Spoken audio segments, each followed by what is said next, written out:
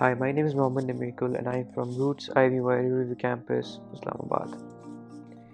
And this is my commentary on the evaluation questions given to us and a little detail about the movie itself. Talking about the movie, firstly, it's called Morke. Morke is a Danish word that means uncountable darkness. A lot of people asked why a word that's not an English word and it's another language. Well, the answer to that is because I believe that when you use a word that's not from a common language or a language that everyone knows, the viewers and the audience, they get curious that why this word and what it really means. So they go around and they search for it, and I think that just creates a lot of hype around the movie. Now I'll tell you a little bit about the movie. The movie is about a man, Dominic, who is a merciless assassin who would kill for money without breaking a sweat, and he is on a mission to assassinate a woman he has known since his childhood. And that is shown as Dom leaves the house with a picture in his hand, and he also burns that picture, in which he is shown standing with the woman.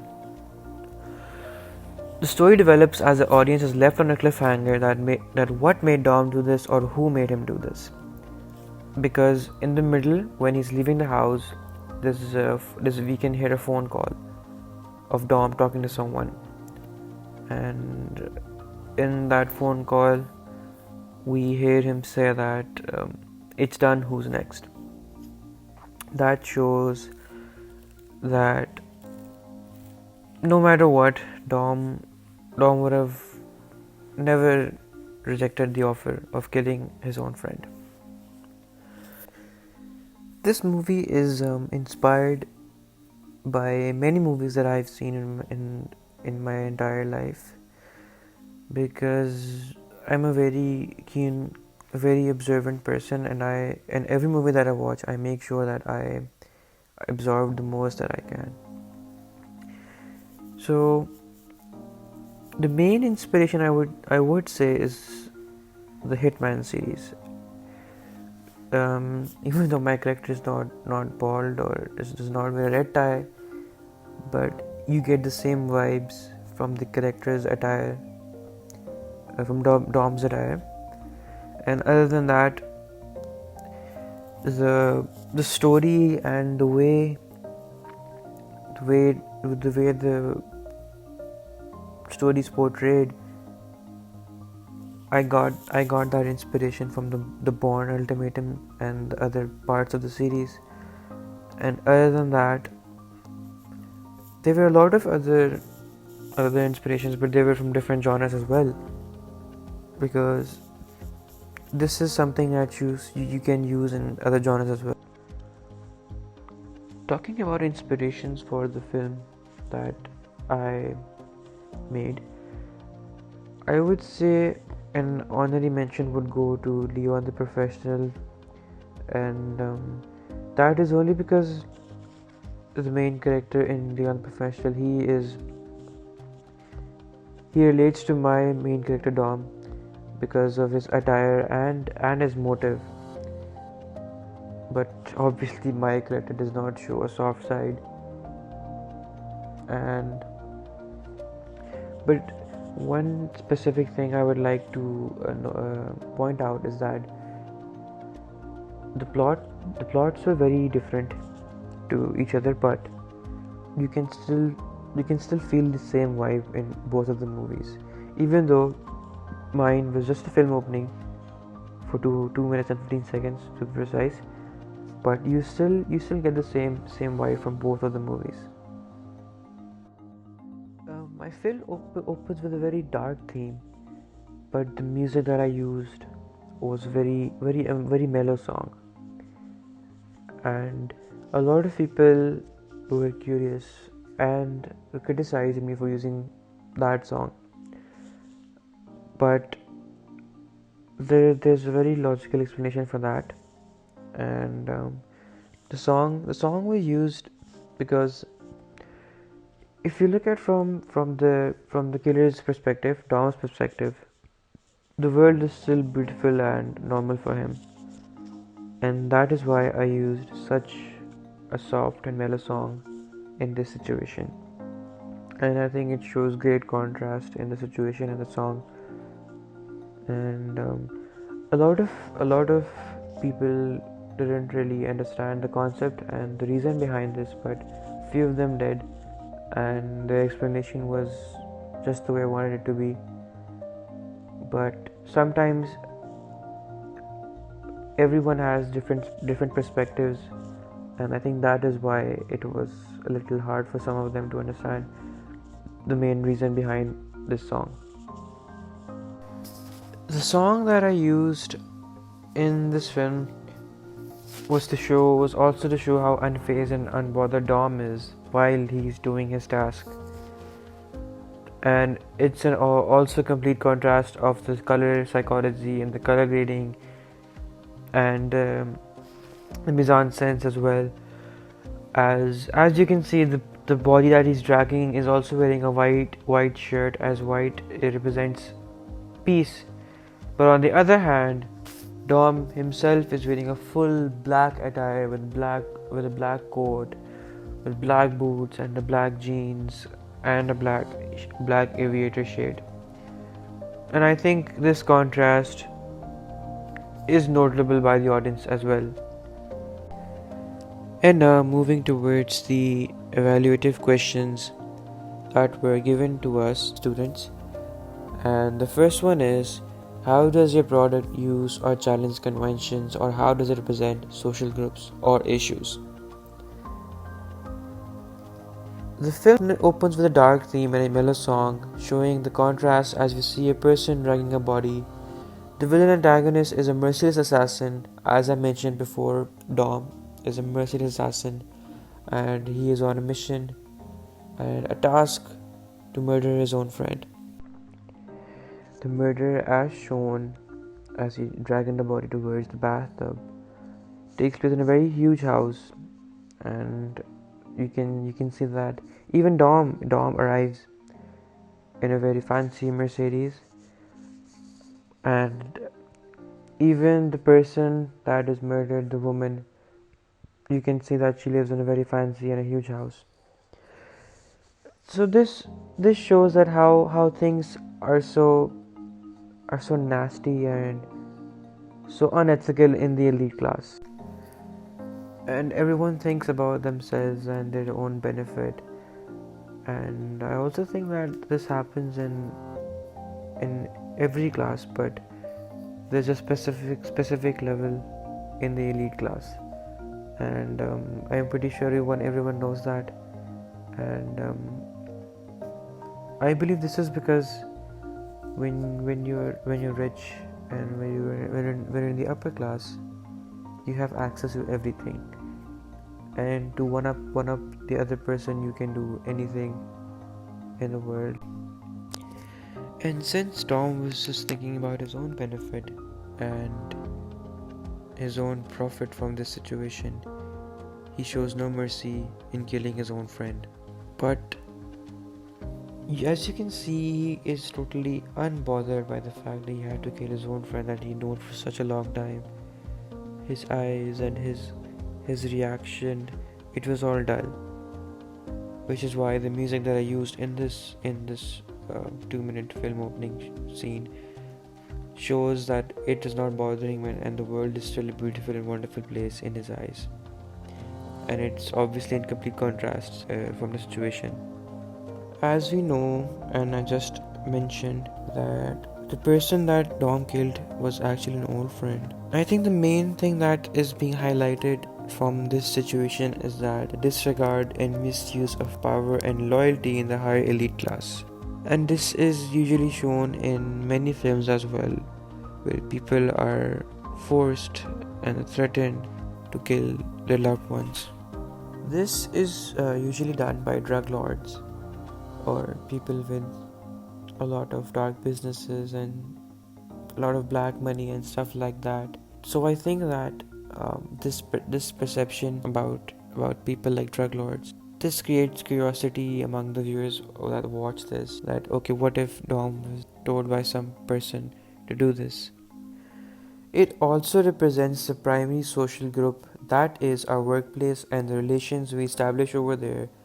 So this is my version how conflict and animosity would occur, because actually they were comrades, and when you're comrades you worked with someone, you know them and you trust them. And when Dom decided to do this job, the woman had no idea that someone that she's known for such a long time and they've known each other so well would do this.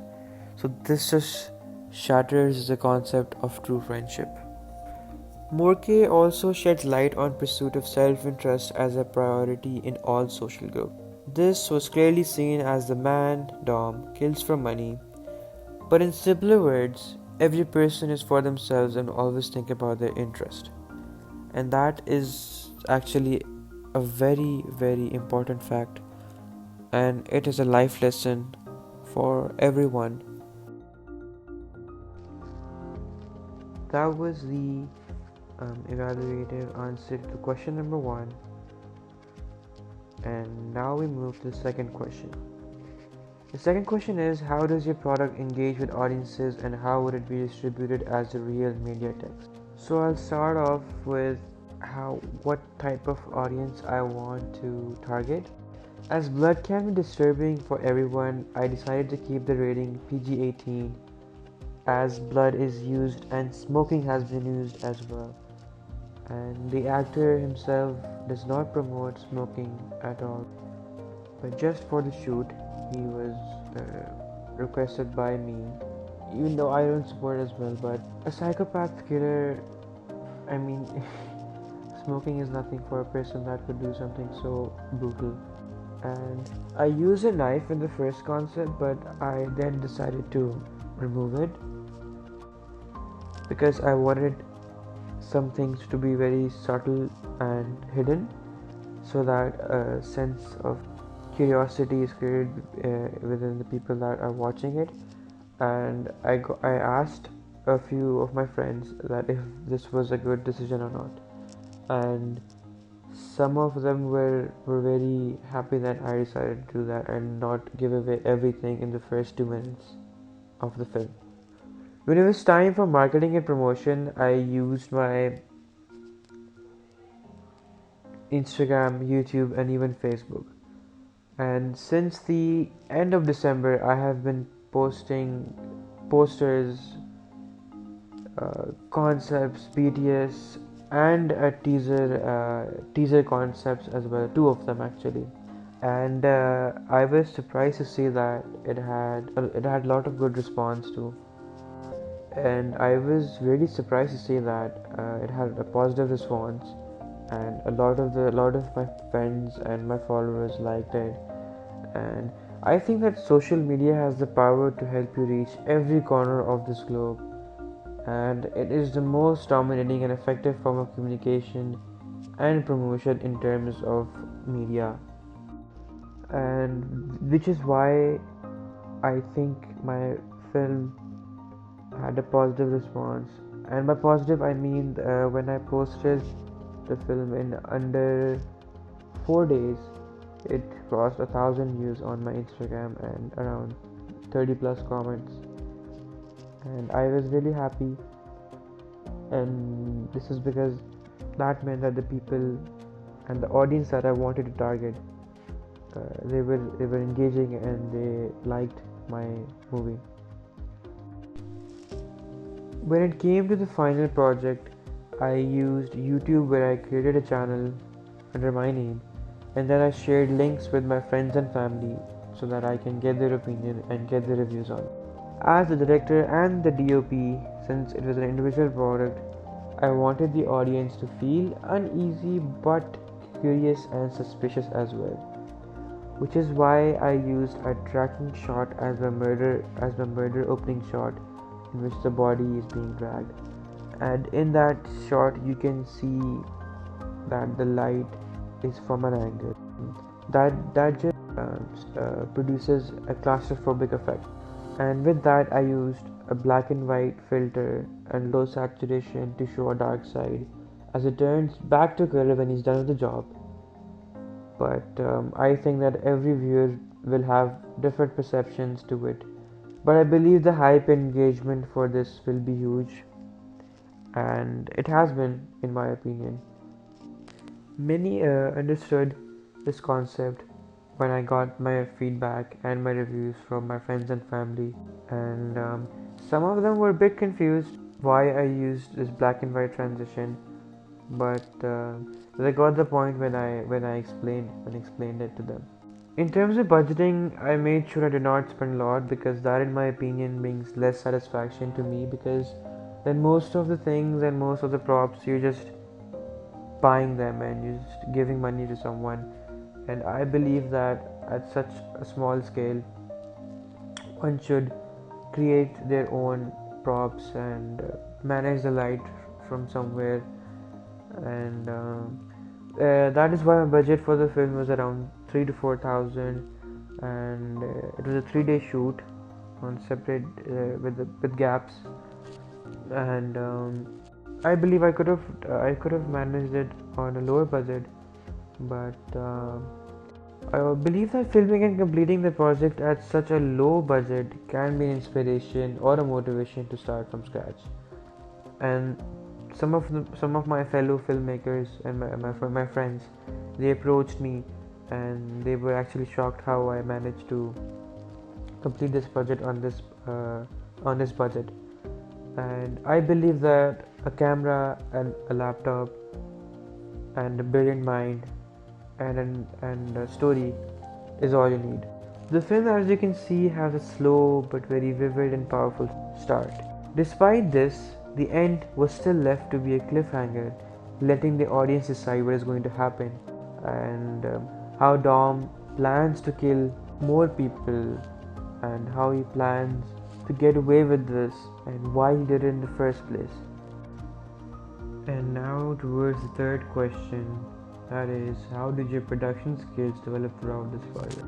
I've been watching movies since the age of 12, and every time I watched a new movie, I learned something new, I absorbed something new, and that is how then the love for movies, it just grew. And after 5 years, here I am. And in between, I have experience in projects before, but this time it was special and different for me, as I was working alone. And to be very honest, I have learned a lot. Firstly, I believe working individually gives you a lot of satisfaction when it comes to the end product, because you get to visually see what you had inside your mind. But for that, a filmmaker should have the ability to visualize and, in simple words, direct the movie in your head. And with this project, I had some trouble in the start, because I wasn't really sure what angles and what camera movement will I be using. But as soon as I jotted down everything, it all started to make sense, and I got the clear image then. But I believe there's always some room for improvement, and if I worked a little more on my shot selection and camera angles, the end product could have been better. But in times of such hardships and limited resources due to the pandemic, I am satisfied with my work. But yes, due to the pandemic, I did have trouble in shooting most of the movie, because of the SOPs and social distancing between me and the actors. But again, I thank my actors for cooperating with me and helping me with completing the project, taking out the time from their busy schedule, and helping me with the shots as well, and cooperating and listening to whatever I told them to do. Hence, I believe my communication and interaction skills improved, and it gave me a boost to work harder and harder and even more efficiently. Such abilities are really necessary when it comes to filmmaking, as they help in polishing your product and your personality.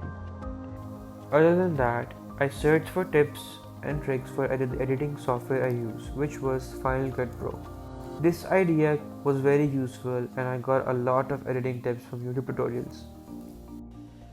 Now the last question, how did you integrate technologies in this project?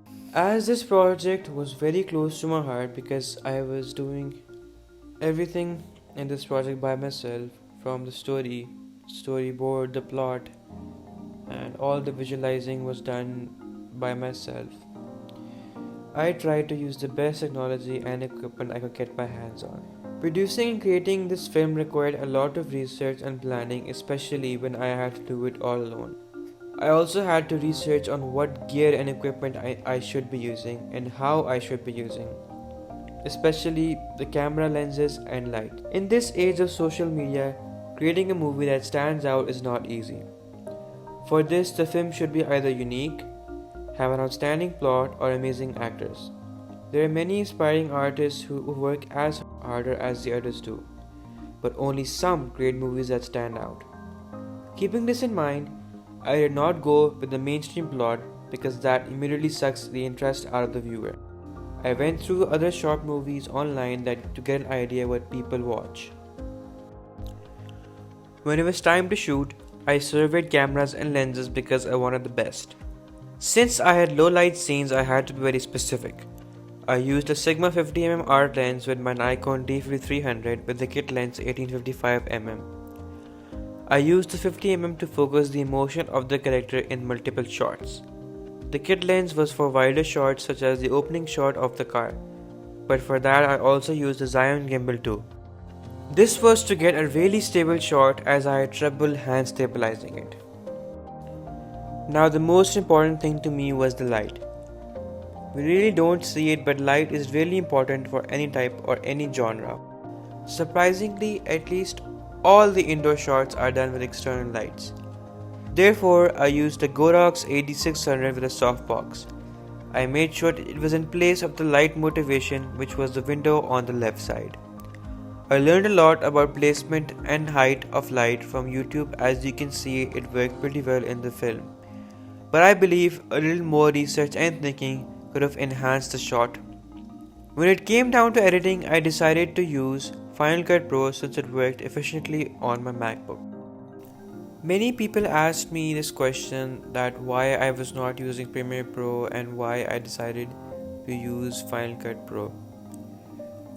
Well, Premiere Pro and Final Cut Pro are somewhat similar, but Premiere Pro I believe is a bit more advanced because you can it has some things that Final Cut Pro does not have, but Final Cut Pro has some things that Premiere Pro does not have.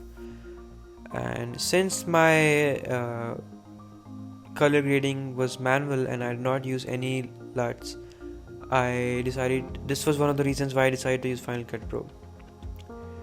And Final Cut Pro did a great job and it worked very well and did not trouble me at all. The editing process was very hectic for me as I was a one-man army, but I had to look into every frame and perfect the editing as much as I can. Though I did have to use Premiere Pro for a couple of shots because Final Cut Pro couldn't stabilize them. This was one of the reasons I had to use Premiere Pro with Final Cut Pro, because Final Cut Pro does not stabilize your shot that well compared to Adobe. And the second reason why I used Premiere Pro, because some of the saturation effects were better in Premiere Pro. Hence I used both softwares for this project, but Final Cut Pro was my main software. Thank you so much for listening to my commentary on these evaluative questions, and I hope you enjoyed. I hope you enjoyed the answers and I hope you enjoyed the film. And thank you once again. Goodbye.